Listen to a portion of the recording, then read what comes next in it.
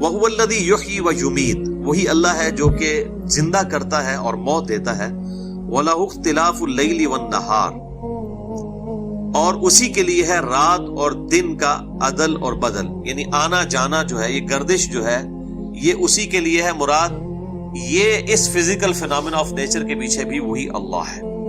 افلا تعقلون، کیا تم عقل نہیں رکھتے؟ اس کائنات میں جتنے بھی میرے بھائیوں فزیکل فینامنا آف نیچر ہیں، ان سب کے پیچھے گاڈ ہے. اور میں اکثر بولتا ہوں God is the only explanation of all the physical phenomena in this universe. خدا ہی وضاحت ہے اس کائنات میں ہونے والے ہر فزیکل فینامنا کی. سائنس صرف دو سوالوں کے ساتھ ڈیل کرتی ہے، وٹ اور وائی، کیا اور کیوں. کیا ہوا؟ زلزلہ آیا. کیوں آیا؟ ٹیکٹونک پلیٹس کے ڈسٹربنس کی وجہ سے. لیکن تیسرا سوال بڑا خطرناک ہے، ہاؤ، یہ کیسے ہو گیا؟ تو سائنس کہتی ہے it is physical phenomena of nature. وہ کہتے ہیں ہمارا سوال ہی نہیں ہے، یہ ایسا ہی ہوا کرتا ہے. اسی میں تو قیامت چھپی ہے کہ یہ ایسا ہی کیوں ہوا کرتا ہے. یہ ٹیکٹونک پلیٹس کو ہلنے کا آرڈر کیسے ہوتا ہے؟ ایک چیز بغیر کسی ایکسٹرنل انٹروین کرنے کے کبھی بھی کوئی ایکٹیویٹی پرفارم نہیں کر سکتی. اب کوئی بھی چیز ایک سٹل جگہ پہ رکھ دیں وہ وہیں پر رہے گی جب تک کہ کوئی ایکسٹرنل فورس اس کے اوپر رہے. یہی سیکنڈ لا آف تھرموڈائنامکس بھی ہے کہ انٹروپی ہمیشہ انکریز کرتی ہے، ایک اس کی یہ ڈیفینیشن ہے، یا ریمینز کانسٹنٹ. اور دوسری یہ ہے کہ بغیر ایکسٹرنل پاور کے آپ کوئی ورک کر نہیں سکتے، اس کے بغیر آپ کوئی پوٹینشیل ڈفرنس سے فائدہ اٹھا نہیں سکتے. اگر آپ کہیں کہ جی زمین سے آپ نے 30ویں منزل کے اوپر پانی چڑھانا ہے تو یہ بغیر فورس کے پاسبل نہیں ہے جب تک ایکسٹرنل ورک نہ کیا جائے. ہاں 30ویں منزل پہ جو چڑھی ہوئی چیز ہے وہ نیچے آ جائے گی انڈر گریوٹی، لیکن 30ویں منزل پہ جب چیز چڑھی ہوئی ہوگی تو یہ ماننا پڑے گا کسی کے چڑھانے سے چڑھی ہے، یہ نہیں کہہ سکتے کہ خود بخود ہی چڑھ گئی ہے. تو وہ جو ایکسٹرنل ورک ہے، ٹیکٹونک پلیٹس کی ڈسٹربنس ہو یا کوئی اور چیزیں ہوں، انہی کے پیچھے تو خدا ہے. ہر چیز کی ایکسپلینیشن خدا ہے. کسی کو بھی آپ ڈیپ ڈیگ کرنا شروع کر دیں تو کریٹر تک آپ پہنچ جائیں گے. تو اللہ تعالیٰ ہمارا یہ زندہ کرنا، موت دینا، رات اور دن کا عدل بدل، یعنی اس کے اوپر کوئی ہمارا اختیار ہے؟ ہم تو ابھی تک کیلکولیشن ہی کر رہے ہیں کہ جناب اتنے گھنٹے کا دن ہے اور اتنے گھنٹے کی رات. اس کے اوپر اختیار کا تو آج تک کسی نے سوچا نہیں کہ اس کے اوپر کوئی اختیار بھی کیا جا سکتا ہے. زندہ اور مردہ کرنے کے اوپر نیور.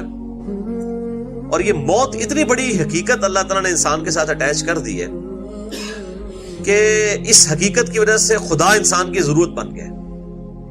واللہ 3 چیزیں ہونا تو خدا ہماری ضرورت نہیں ہے.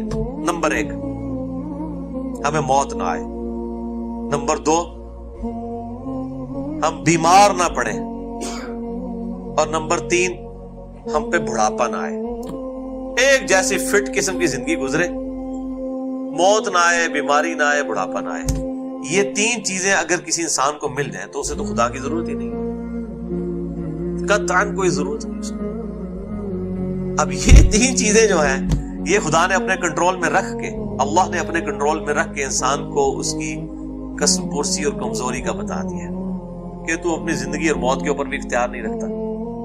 کتنا عرصہ تو زندہ رہ سکتا ہے؟ بیماری بھی آئے گی اور وقت کے ساتھ ساتھ بڑھاپا آئے گا، اور آپ کے اختیار میں نہیں ہوگا کہ میں اپنے یہ بال جو سفید ہونے شروع ہیں ان کو میں سفید ہونے سے روک لوں، رنگ کالا کر لوں گا، پھر تھوڑے دنوں کے بعد بال نکل آئیں گے. آنکھوں کی بینائی یہ جو کمزور پڑتی جا رہی ہے، میں اینک لگا لوں گا، اینک اتاروں گا تو نہیں نظر آئیں گی چیزیں. اس طریقے سے جسم کمزور ہونا شروع ہو جائے گا اور کرتے کرتے انسان جو ہے وہ ایک رذیل عمر تک پہنچ جاتا ہے، الٹیمیٹلی ڈیتھ. تو انسان کے سر پر یہ لٹکتی ہوئی تلوار ہے، موت کی شکل میں، بیماری کی شکل میں، اور یہ جو بڑھاپا آ جانا انسان کے اوپر، یہ ایک لٹکتی ہوئی تلوار ہے. تو خدا انسان کی ضرورت بنتا ہے نا اس کی وجہ سے، اسی لیے تو اس نے تلوار لٹکا دی ہے. اور موت اتنی بڑی حقیقت ہے کہ اس کا انکار کوئی ایتھیسٹ بھی نہیں کرتا، کوئی منکرین خدا میں سے بھی نہیں کوئی کرتا. اور اسی میں تو قیامت مضمر ہے کہ انسان مر کیوں جاتا ہے. آپ کو پتہ ہے کہ جب شروع میں انسان مرتے تھے نا، تو جب پہلا لوگوں کو ایکسپیرینس تھا، ان کو تو نہیں پتا کہ انسان مر بھی جاتا ہے، تو وہ اپنی لاش کو اٹھائے پھرتے تھے کسی کے پاس کہ یہ بولنا چھوڑ گیا، اس کا کچھ کرو، اٹھ ہی نہیں رہا. یہ تو پھر انسان آہستہ آہستہ ایجوکیٹ ہونا شروع ہوا تو اس کو پتا چلا کہ یار انسان مر جاتا ہے اس طرح.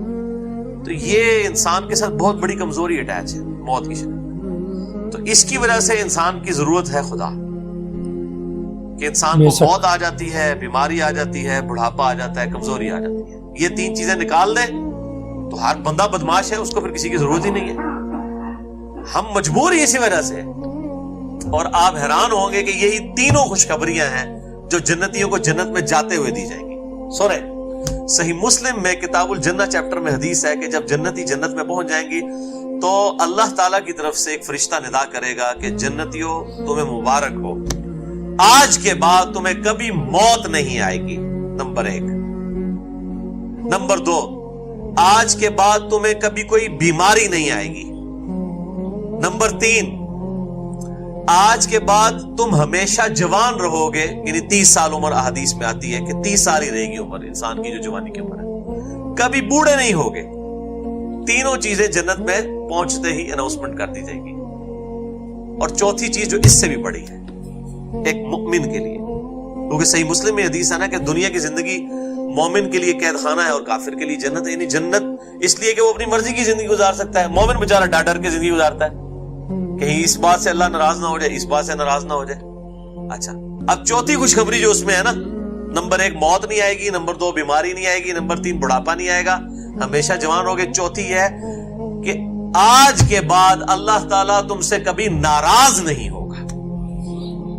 یعنی دنیا میں سب سے بڑی ٹینشن یہی ہے نا, مراد کیا کہ جو مرضی کرو, جنت میں جو بھی کرو گے نا وہ حلال ہی ہوگا. یہ جو شریعت کی پابندی ہے نا وہ یہاں پر ہے.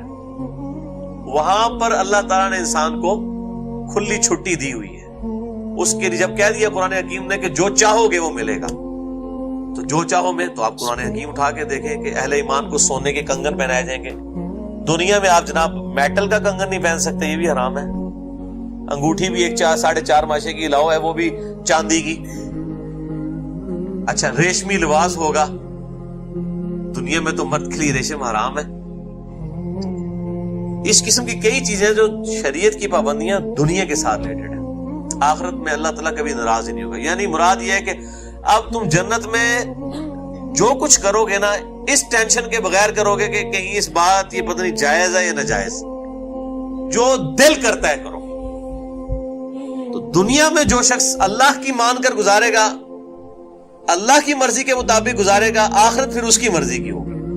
اور جو دنیا میں اپنی مرضی کی زندگی گزارے گا پھر آخرت اللہ کی مرضی کی ہوگی اس کے لیے, جو کچھ اس کے لیے ہونا ہے. وَلِعَاذُ بِاللَّهِ تَعَالَى. اعوذ باللہ تعالی. بسم اللہ الرحمن الرحیم. ایاک نعبد و ایاک نستعین. ہیلو گائز, السلام علیکم ورحمۃ اللہ وبرکاتہ. Welcome back to my channel. Guys, I hope آپ کو یہ جو ہمارا انجینئر صاحب کا لیکچر تھا وہ پسند آیا ہوگا. اگر پسند آیا ہو تو آپ چینل کو سبسکرائب کر سکتے ہو, لائک کر سکتے ہو.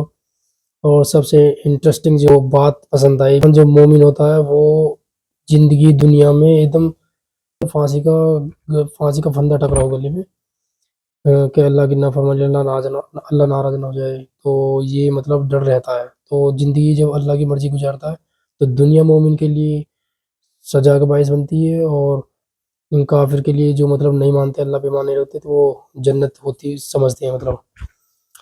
تو جب جنتی میں جائیں گے تو ان کے لیے مطلب ہر چیز ملے گی, بس جو کام کرو گے, بلکہ اللہ ناراض نہیں ہوگا. سب سے بڑی عہد یہی ہے, سب سے بڑی چیز. کیونکہ دنیا میں تو یہ سوچتا ہے نا آدمی جو مومن ہوتا ہے کہ بھئی یہ کروں گا وہ کروں گا, اللہ کہیں ناراض نہ ہو جائے. وہاں تو جو کچھ کرو گے حلال ہی ہوگا, اور جو جس چیز کی خواہش کرو گے وہ ملے گا.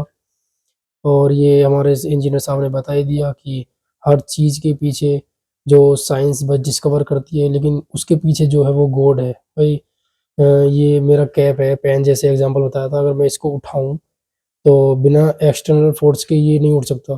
تو یہ جو پلیٹ جو ہلتی ہیں جیسے ارتھکویک آتا ہے, تو یہ کیوں مطلب اپنے آپ ہونے لگتا ہے. بھائی یہ تو بولتے ہیں ہل گئی, ٹیکٹونک پلیٹ جو ہے وہ ہل گئی, کہ اس سے وہ ہو گیا. سائنس بتاتی ہے کہ ارتھکویک آ گیا, لیکن اس کے پیچھے ایکسٹرنل فورس کہاں سے آیا؟